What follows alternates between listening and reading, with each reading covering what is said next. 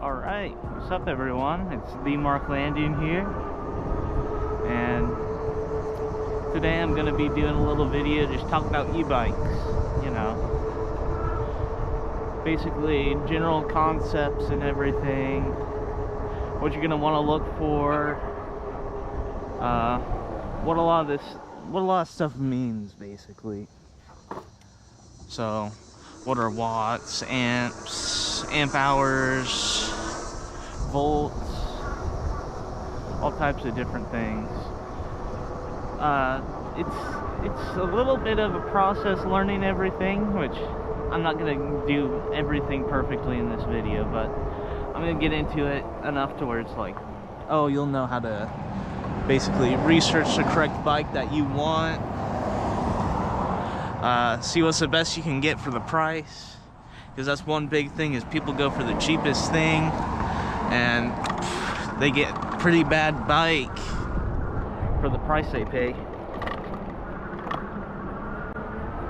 So I'll go into that a little bit. Alright, so first topic I'm going to get into is what are amps, volts, watts, and amp hours. So there's two things here. You got your controller, your motor, and your controller when you're going into e-bikes. Those are the three main parts.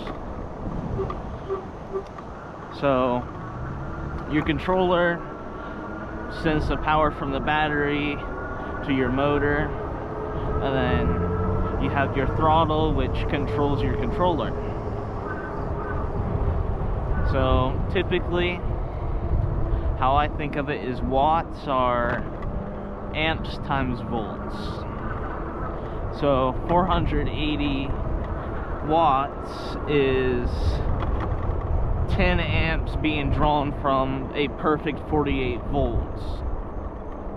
Typically, if you're getting a 48 volt battery, it's going to be max at 54.3, around that range. At least that's what mine go at. Fully charged, that's what it's going to be at. So as your voltage goes down, the percentage on your battery is going down. So in all reality, a 48 volt battery is about 54 volts down to about 42 or 41. So alright, we got that out of the way. So 48 volts at 10 amps being drawn is 480 watts. So watts typically is the amount of torque you're getting out of your motor. So the more power you go into your motor, the more torque you're getting. Typically, more volts you put at your motor, the more speed you get. So 72 volts compared to 48 volts is like max 35 miles an hour versus max over 50. Now, like I said, watts is typically the amount of torque. More watts is more torque. More volts is more speed. And more amps is basically more watts in a way too. Alright, so now we somewhat have the grasp of volts, amps, and watts. So your volts times amps is the amount of watts you get from your motor. Well, to your motor. Correction. Your BMS and your battery management system, limits the amount of amps that can be drawn from your battery. So if you have a 45 amp controller, but your battery only has a 30 amp BMS, then you will not be able to get the full power to your motor from that battery. Or you may be able to, but there's a strong possibility that the battery will have problems, one of which includes catching fire from too much draw.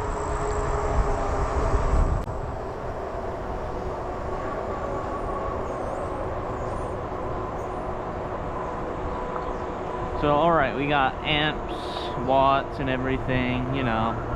Watch out on the amount of amps your battery can take versus how much your controller is pulling. Alright. So now we're going to get into motors. Legality of that. So basically, most laws in most states are 28 miles an hour with a 750 watt max motor and everything. Now I'll pull over real quick and tell you guys the classes of e-bikes real quick. So alright, these are the different classes. So class 1 and 2 are max 20 miles an hour, and class 3 is max 28 miles an hour. So a class 1 electric bicycle or low-speed pedal-assisted electric bicycle is a bicycle equipped with a motor that provides assistance only when the rider is pedaling, and that ceases to provide assist when the bicycle reaches the max speed of 20 miles per hour. So that's class 1, and then class 2 is a low-speed throttle-assisted electric bike that's equipped with a motor that exclusively propels the bicycle, and that is not capable of providing assistance once the bicycle reaches over the speed of 20 miles an hour. A class 3 electric bicycle, or speed pedal assisted electric bicycle, is a bicycle equipped with a motor that provides assistance only when the rider is pedaling. It ceases to provide assistance when the bicycle reaches a speed of 28 miles per hour and is equipped with a speedometer. So typically, a lot of the e-bikes you're going to see is a class 3 e-bike with a throttle, which technically that's a mix between class 1 and 2, not 1 and 2, 2 and 3. And that may be a little weird, but by this point, in my opinion, the whole classes have been broadened a little bit, to where companies are saying something's a class 3 e-bike only because it goes 28 miles an hour.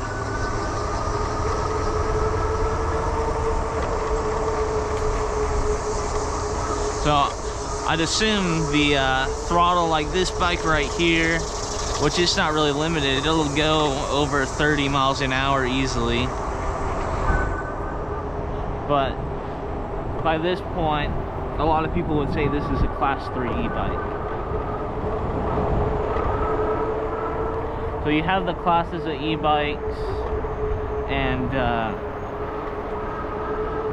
you got all the watts, amps, volts, semi out of the way.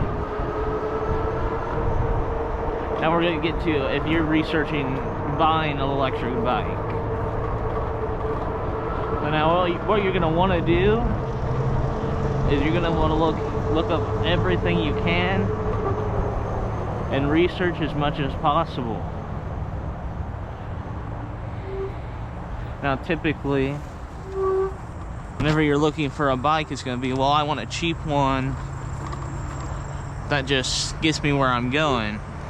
That's what a lot of people are looking for. But I'll say this, a lot of the cheaper e-bikes, like sub $1,000, really aren't that good. So I have a friend of mine looking for an e-bike of his own,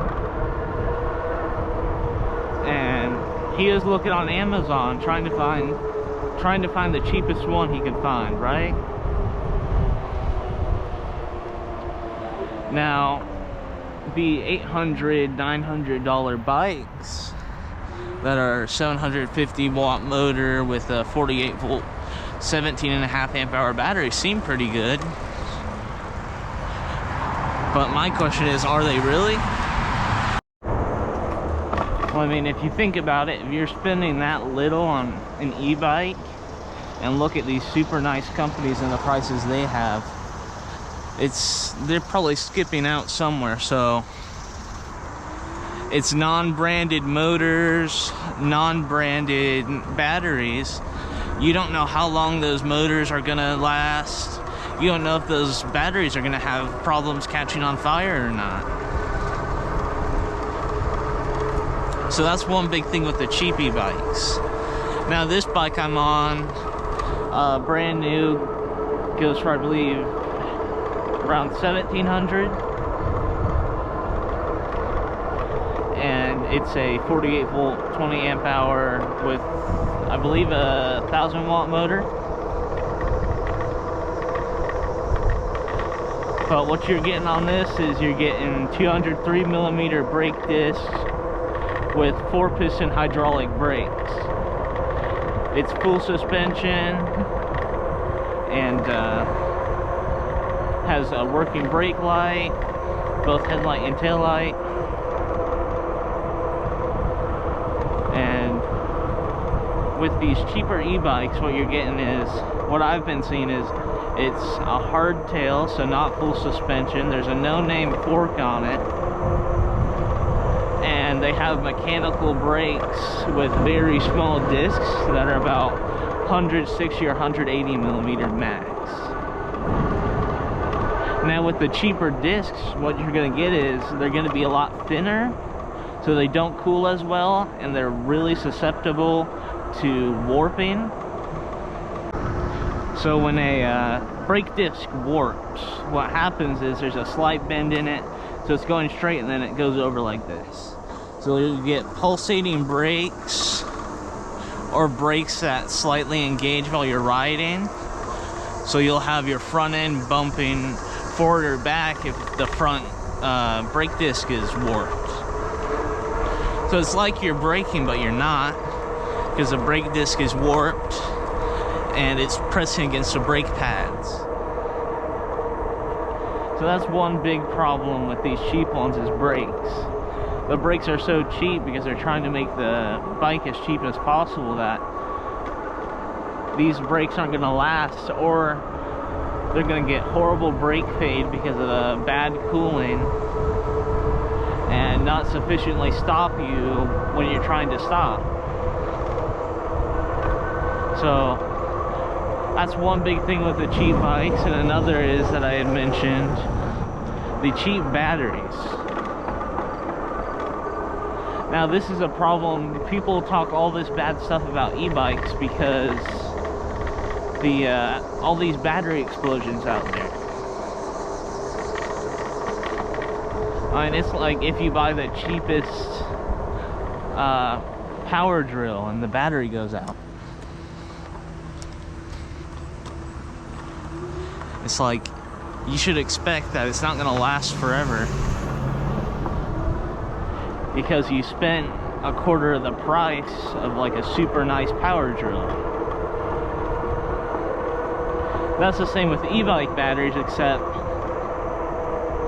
there's so little regulation with all the batteries and stuff that they'll make the batteries with the cheapest cells they can find, and the cells end up just exploding. So what I'd recommend is get a reputable company that has a lot of good reviews. I know Rad e-bikes, those are some nice ones. Juiced e-bikes, Psy Rusher, that's a nice company. My neighbor has 2 bikes from them, and I've rode both of them. He has about, I think, 1,300 miles on one of his bikes, one of the Psy Rushers, and about 300 to 400 on the other. And both of those have worked great.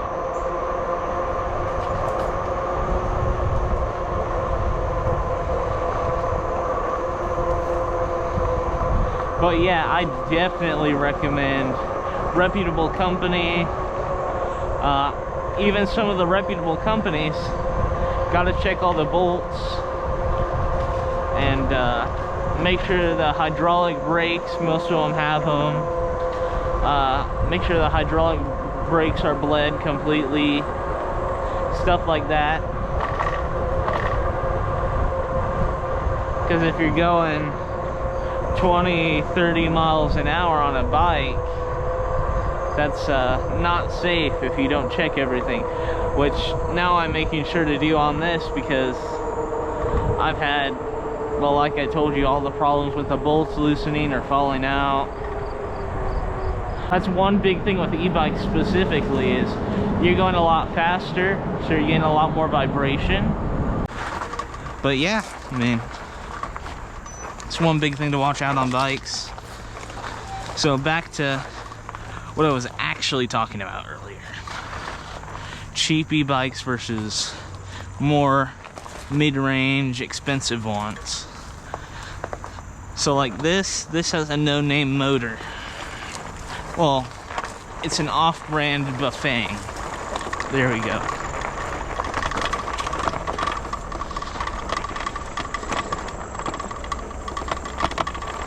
And you know, it's been working great for me so far, but I'd say check for ones with bigger brand motors,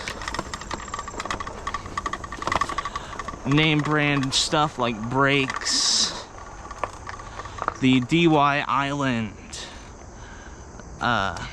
brakes that are on this bike, I see them on a lot of bikes. They're pretty good brands to what I've seen. Watch the companies, look at the reviews before getting a bike. And I mean, yeah, I prefer the fat tire e-bikes because these tires soak up a lot more bumps, but you may not prefer the fat tire e-bikes, so there's that too. A lot of what's it called, a lot of dealers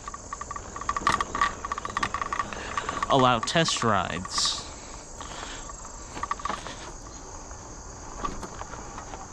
So if you got a dealer with fat tire bikes and then one that just has regular tire mountain bikes, well, e-mountain bikes, there we go, you should check both of those, see which one you like more. It's another big recommendation is check out dealers and see what you like. A lot of dealers have the more expensive bikes, but you can find very similar ones online for the same price. But yeah, I mean, I'd say look for something decent price, decent power. I prefer any bike over 750 watts because it'll take you up most hills no problem. Or I mean, at least they will with me. I'm about 230, 240 pounds. And they'll take me up pretty steep hills. Like, I've gone up 45-degree inclines, going about 12 miles an hour, and stayed at that speed no problem.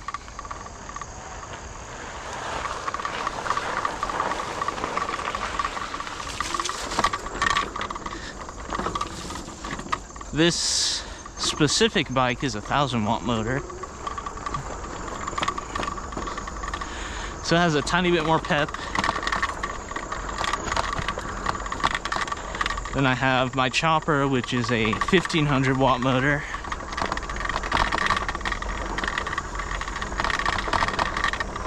That has some real get up and go because I modified the controller on it. Just one only rule I'll say with buying e-bikes is check the reviews And personally, I don't think e-bikes under $1,000 are worth it for the price at a certain point, because they may not last as long. The parts themselves aren't name brand, so you aren't going to get any warranties with the actual brand. But yeah, there's hub motors, mid drives. I personally prefer hub motors, because on a mid drive, if you hit a stick or something wrong and you lose your chain completely, you're kind of stuck. With the hub motor, well, if you lose a chain, it's whatever. Granted, I'll say this, I'll fully admit this, a mid-drive with lower watts than a hub motor can have way more torque, because you can shift gears with your rear cassette. So you may personally prefer the mid-drive, which I'm all cool with that, but I personally prefer hub motors, which is what I quote-unquote endorse, is hub motors. I've tried a couple of mid-drives. I don't really like it as much.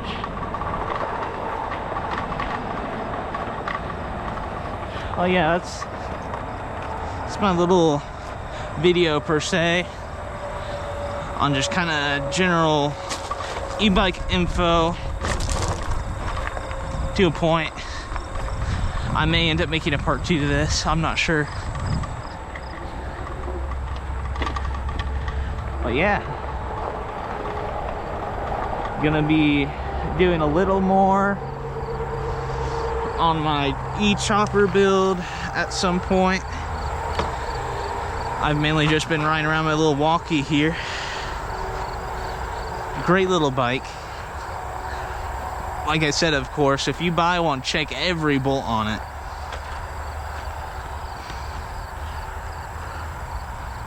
But yeah, that's my little video on, I guess, e-bike information, e-bikes in general, what you should and shouldn't look for. I prefer full suspension bikes. Of course, my chopper's a hardtail, but I'm on the road all the time with it, basically. But yeah, like, share, subscribe, comment any suggestions. If you guys want to learn about something, I'll mention it in another video if I see a comment. So ask any questions in the comments. I'll try to answer them in the comments or on a video. And yeah, like, share, subscribe, and I'll see you guys on the next video.